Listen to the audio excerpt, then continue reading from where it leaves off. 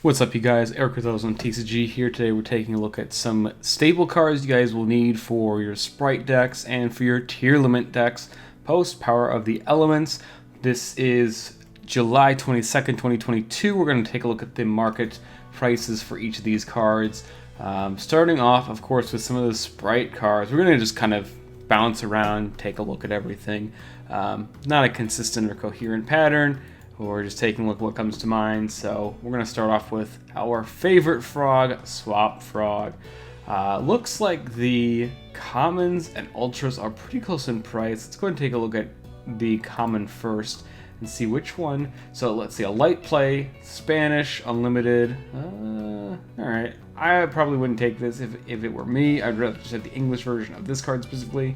But $5, you're looking for, you know, maybe up to 7 from here. But if you want to play a set, you know, you're looking at the quantities here.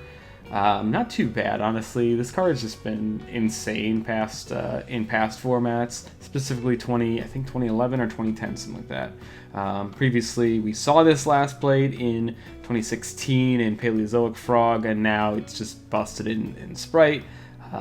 But I don't think I would get the original unless you like playing old format cards. I would much prefer the ultra rare because ultra rare is my favorite rarity. I would much rather get the ultra rare because they are basically the same price here. Yeah, $5 up to, again, 7 from Top Choice. You know, if you guys like using TCG Player, be sure to use our affiliate link. Of course, if you guys are buying cards for Spright, you guys still have a couple weeks left before the set releases. A little bit about a week and a half from time of recording. We're going to go ahead and take a look at some of the next cards too. So this is Ronan Toaden. This card actually was reprinted, I think, last year or the year before in the Ice Barrier structure deck, Freezing Chains. Surprised to see that it's like $5. The super rare came out again 2016, maybe early 2017. It's expensive. Has not been reprinted since then in a holo. Almost $30. I would play with either the super or the new common. I like the way the new cards look, even if they are overall lower quality. But honestly, an Italian one is not bad for up to $5. Again, you guys need to play one of these cards, but you only need one copy. But the super rare is getting close to $30. I don't know if I would necessarily do that, but if you like the deck, if you like these cards, hey, go for it. Still good prices. I don't think these are going to go down anytime soon just because they're played so often. Next we have Dupe Frog. This, I'm kind of undecided on whether this card is better to play in Spright or if you just play something else like a generic card.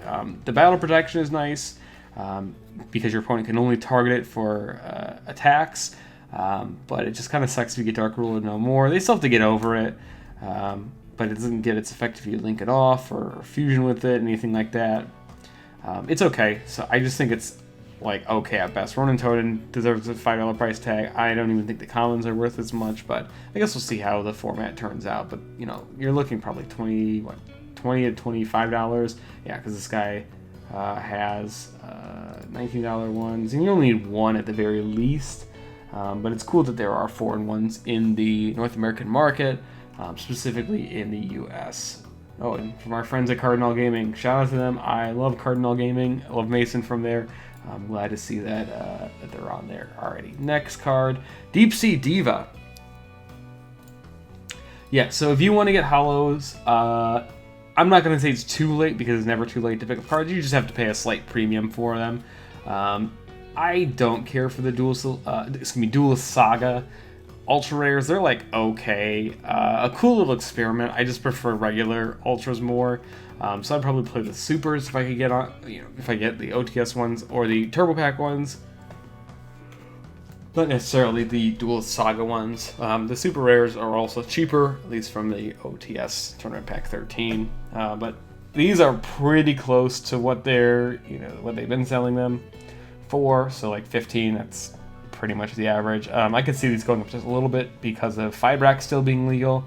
Once that card gets hit and finally hopefully goes, I would expect this card to go down a little bit. And I think once Darkwing Blast is out, the Nimble Engine just becomes better in the grind game. Honestly, I would probably play the Nimble Engine if you guys have those cards and don't have Diva. Otherwise, for now, I think Diva is probably just a better engine, being a tuner as well. That does make a difference because it is a 1-card 5-Rex, which turns into a gigantic Sprite. Yeah, we'll talk about some counters too on all of that later, but that's not for this video. Next, again, we have the Nimble stuff. Just kind of interesting.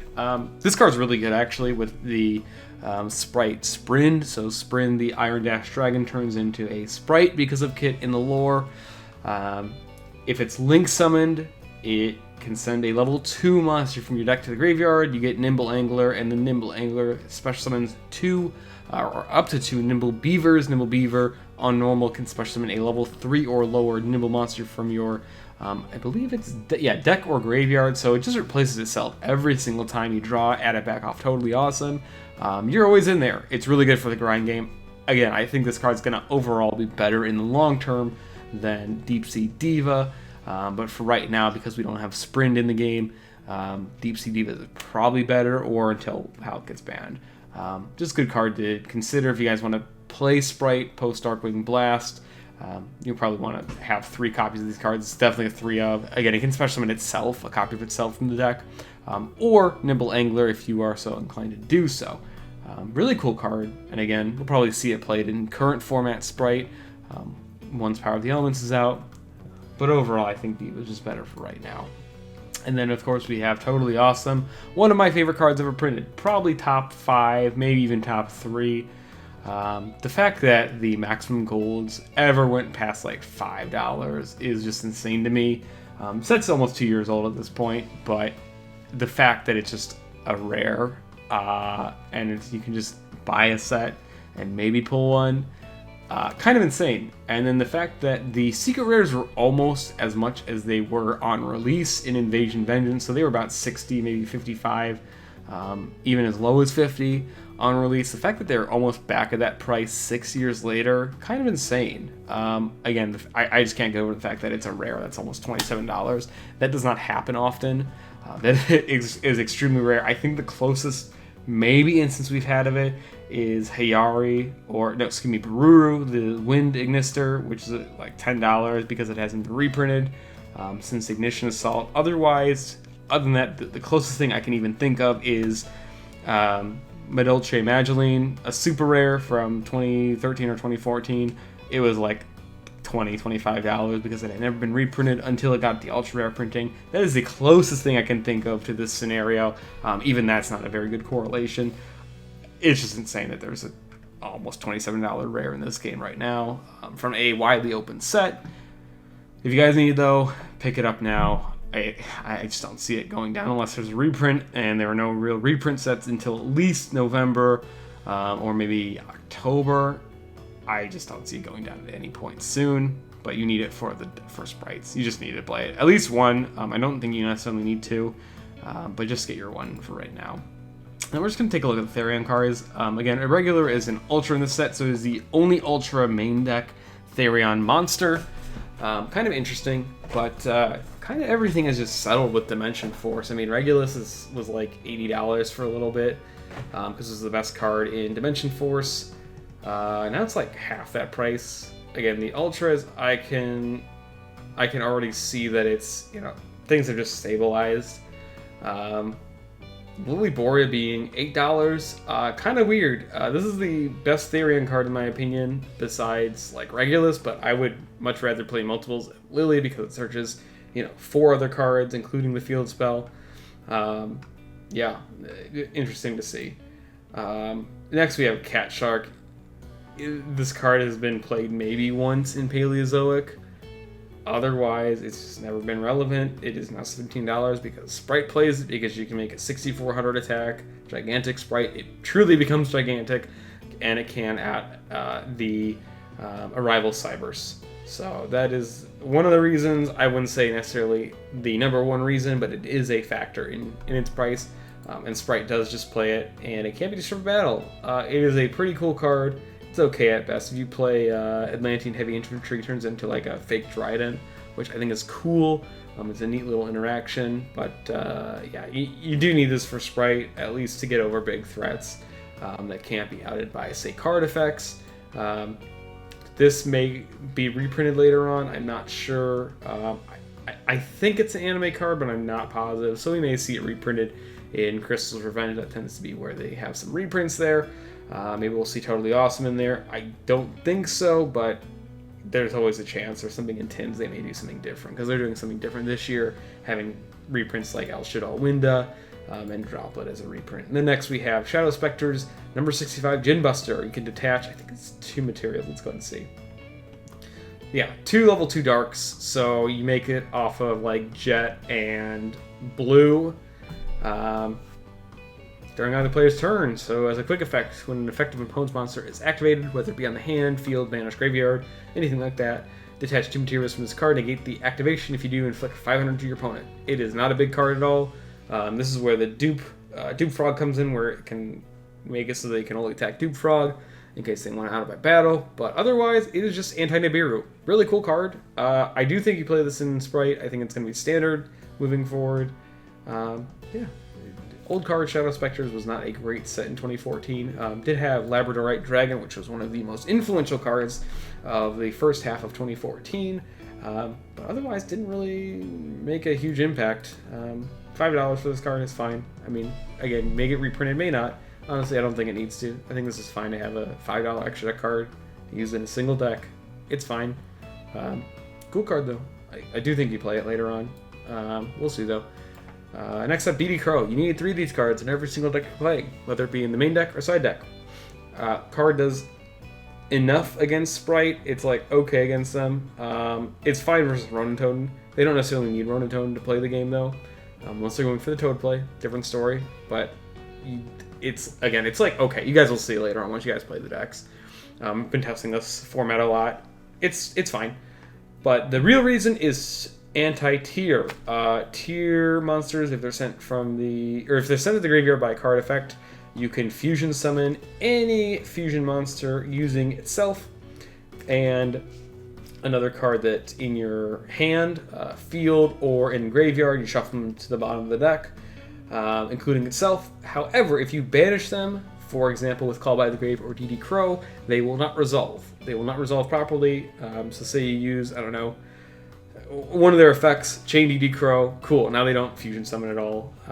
It's an instant 3-up in the format. We'll probably see an increase in Triple Tactics talent as well. That's just how the format's probably going to shape up, but you definitely need your DD Crows if you don't have them. If you don't have them from the current format, again, as of time of recording of this video, you will need this moving forward. This will probably be one of the top hand traps. That's more situational depending on the format. Get them sooner than later. You definitely want to make sure you have them. And then finally, we are going to take a look at Ghost Bell. So this card does almost the exact same thing as DD Crow in its context. We see, I mean, $4 is fine. You guys should already have had this for a while. But if you don't, that's okay. Pick them up now. This is going to be a very similar thing, both playing Tearlaments and against Tearlaments, simply because if you're playing Tearlaments, you need to negate the activation of DD Crow or Call by the Grave. If you're playing against Tearlaments, you can also bell the Tearlaments monsters, because they do shuffle, they do place a card from the graveyard into the deck or hand, and that is an activation condition for bell. Good card to have, though. I think it will be at least a side deck staple. Sprite can play because they can just play whatever the hell they want. Tearlaments, they will have to be a little bit more choosy as far as the side deck cards that they have moving forward. I still think this is a really, really strong card to have. If you're not playing either of those two decks, you're playing some kind of rogue strategy, you still want to play one or the other. Probably DD Crow is the number 1 choice, and Bell is number 2. If you're playing something like Mathmech, you can play both in the main deck. There's just room to play that in a lot of those toolbox decks. We'll probably see a lot of that moving forward. Otherwise, those are some of the cards you guys will need. We will have a checklist while we are opening cases of what you need to pick up and some other staples you will need for this format. Let me know what you guys think about the prices, and if I missed anything else, we'll do another one of these videos soon. Again, we have a lot of videos coming up just for the upcoming format for Power of the Elements. Eric with OzoneTCG. Thank you as always for watching.